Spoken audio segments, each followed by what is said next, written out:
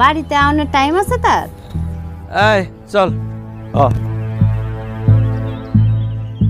আম্মা ক্ষুধা লাগছে, খাওন দাও। আরে বাবা রে, আমার জমিদার এসে গেছে। দাও দাও, খাওন দাও, খাওন দাও। বোমা, পোলাও কোরমা রান্না হয়েছে তোমার? দাও, পোলাও কোরমা কালিয়া কুর্তাম যা আছে সব তাড়াতাড়ি দাও। আমার জমিদার এসে পড়ছে, খাবে। আরিয়া, সিংহাসনটা নিয়ে আই। লগে মনে করে একটা গামছা নিয়ে আসিস। জমিদারের ছোট পুত্র আইছে, হাত মুখ ধুবে বসবে। নিয়ে নে তাড়াতাড়ি দে, তাড়াতাড়ি দে। আমার জমিদার।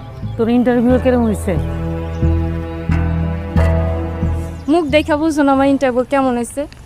আমরা আপনার সাথে সময় মতো যোগাযোগ করব, এই কথাই তো কইছে, তাই না ভাইজান?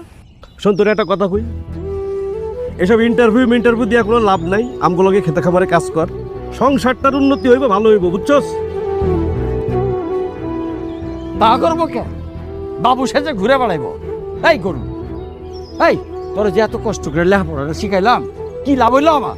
হ্যাঁ, আশেপাশে সব পোলাপানের চাকরি হয়ে গেছে, আর তোর চাকরি হয় না কেন? বুড়া বাপের কান্দে বসে কতদিন খাবি আর?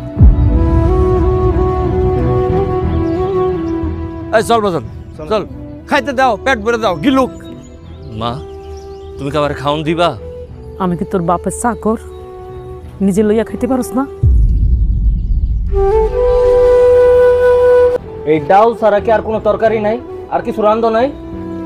তোর কপালে যে ভাত ঝুকছে, এটাই আল্লাহর কাছে শুকরিয়া কর।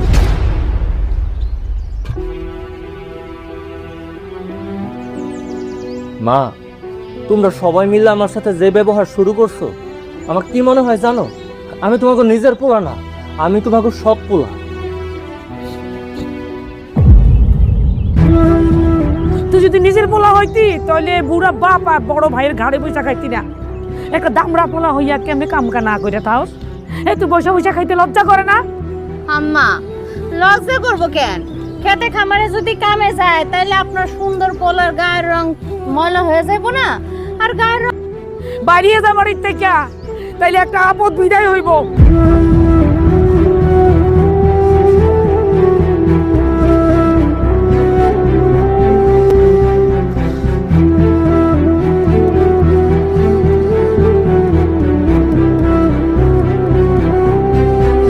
কইছে আমি নাকি আপদ? আমি বাড়ির থেকে যদি বিদায় হয়ে যাই তাইলে তারা বাস। আরে দূর, সাসি এসব রাগের মাথায় কইছে। তুমি কিন্তু হাল ছাইরো না, আর কেউ থাকুক না থাকুক, আমি কিন্তু তোমার পাশেই আছি। আমার বিশ্বাস একদিন তোমার ভালো একটা চাকরি হইব। এই নাও।